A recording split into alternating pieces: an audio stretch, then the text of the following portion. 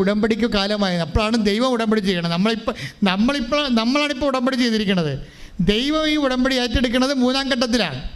കാര്യം ഇത് കൃത്യമാകാതെ ദൈവം ഉടമ്പടി ഏറ്റെടുക്കത്തില്ലല്ലോ. അപ്പം എല്ലാം കൊണ്ടുവന്ന് ആടെ പ്രസവിക്കണം, പശുവിനെ വിൽക്കണം, അതൊക്കെ പശുവിൻ്റെ കുത്തിക്കയറ്റി ഇട്ടും വീട്ടിൽ പോയ പോലെ പഴി നടക്കുക. ഇതിൻ്റെ ഒരു പ്രോസസ്സിംഗ് ഉണ്ട്. 3-ാം ഘട്ടമാകുമ്പോൾ ദൈവം ഈ സംഭവം ഏറ്റെടുക്കും. എന്താ ദൈവം? നീ ഉടമ്പടിക്ക് പക്വതയെന്ന് മനസ്സിലാക്കി, നീ യൗവനയുക്തയായി. ഉടമ്പടിക്ക് ഇപ്പോഴാണ് നീ പക്വത പ്രാപിച്ചിരിക്കണത്. അപ്പം അതിൻ്റെ ഓരോ ഘട്ടങ്ങൾ വായിച്ചാൽ മതി. അപ്പം എന്താ ചെയ്യുക? അപ്പം സംഭവിക്കണേ, എൻ്റെ മേലങ്കി കൊണ്ട് നിന്റെ നഗ്നത ഞാൻ മറച്ചു. എൻ്റെ മേലങ്കി കൊണ്ട് നിന്റെ നഗ്നത, അപ്പം എൻ്റെ മേലങ്കി കൊണ്ട് നഗ്നത ഞാൻ മറച്ചു. ഞാൻ നിന്നോട് സ്നേഹവാഗ്ദാനത്തോടെ ഒരു ഉടമ്പടി. വാഗ്ദാനങ്ങൾ ഇവിടെ വരണത്. ദൈവം ഇനി വാഗ്ദാനം ഇങ്ങോട്ട് തരണം ഇവിടെ വെച്ചാണ്. ഞാൻ നിന്നോട് സ്നേഹവാഗ്ദാനത്തോടെ എന്ത് ചെയ്ത്? ഒരു ഉടമ്പടി ചെയ്തു. നേരത്തെ നമ്മളെ ഉടമ്പടി ചെയ്തിരിക്കണത്. ഇപ്പം ദൈവം അത് സ്ഥിരീകരിച്ചുകൊണ്ടാണ്.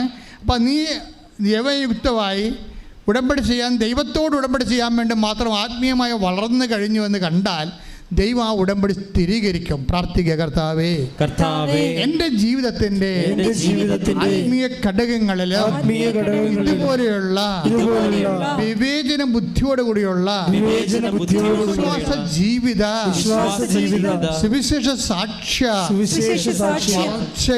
വളർച്ചയുടെ പക്വതയിലെത്തി ദൈവം തന്നെ ഉടമ്പടി സ്ഥിരീകരിക്കുവാൻ അഭിഷേകം ചെയ്യണമേ. Hallelujah, hallelujah, hallelujah, hallelujah, hallelujah. Yeshua, hallelujah, hallelujah.